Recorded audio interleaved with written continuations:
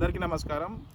శ్రీశైలం నియోజకవర్గం సంబంధించిన ఎమ్మెల్యే బుడ్డా రాజశేఖర రెడ్డి గారు, పవన్ కళ్యాణ్ గారికి సంబంధించిన అధికారులు అంటే ఫారెస్ట్ అధికారులపైనే ఏ విధంగా వీరంగం సృష్టించాడో మద్యం మత్తులో మనందరం చూసాం.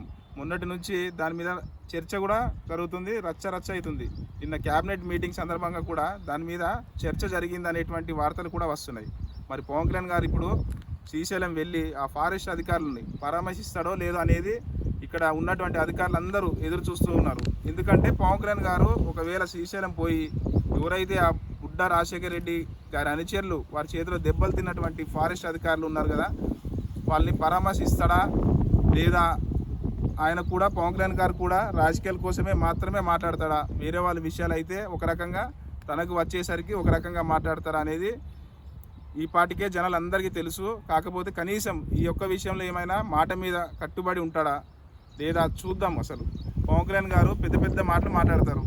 ఇదే కాదు, ఈ సంఘటన జరిగినప్పుడు నేను రాయలసీమలోనే డిప్యూటీ సీఎంకి సంబంధించి ఒక ఆఫీస్ ఇక్కడే పెడతాను, నేను ఇక్కడే ఉంటా, ఇక్కడే రాయలసీమలోనే చాలామంది రెచ్చిపోతున్నారు, వాళ్ళ తాట తీస్తా, కింద కూర్చోబెడతా అని పెద్ద మాటలు మాట్లాడాడు. మంచిది.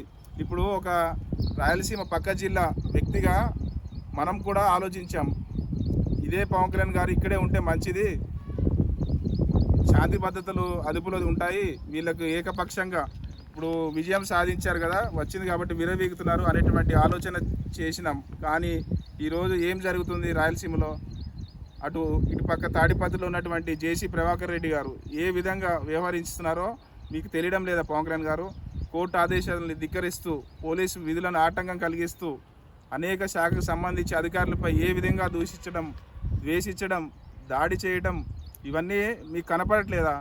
వీటన్నిటి మీద మీరు ఎందుకు ప్రశ్నించడం లేదు? చెప్పండి.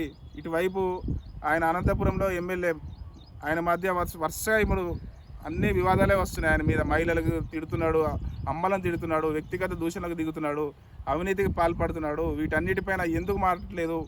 మీరు ఇంతకుముందు గతంలో చాలా పెద్ద మాటలు మాట్లాడారు కదా, వైసీపీ వాళ్ళు కొవ్వెక్కి మహిళల పట్ల అసభ్యంగా ప్రవర్తిస్తున్నారు, అలాంటి వాళ్ళ యొక్క తాట తీస్తా, మనం అధికారంలోకి రావాలి, మీరు అధికారంలోకి వచ్చారు మంచిదే, కానీ ఏం జరుగుతుంది? ఈరోజు వరుసగా పెట్టి ఆంధ్రప్రదేశ్లో మీరు అధికారంలోకి వచ్చిన తర్వాత చిన్న స్థాయిలో, గ్రామ స్థాయిలో చాలా విషయాలు జరుగుతూ ఉన్నప్పటికీ ఎమ్మెల్యేగా ఆ స్థాయి కంటే ఇంకా పెద్ద స్థాయిలో ఉన్నటువంటి ప్రజాప్రతినిధులు చిత్తూరు జిల్లాకు సంబంధించి కోనేటి ఆదిమూలం విషయంలో మీరు ఏం చర్యలు తీసుకున్నారు?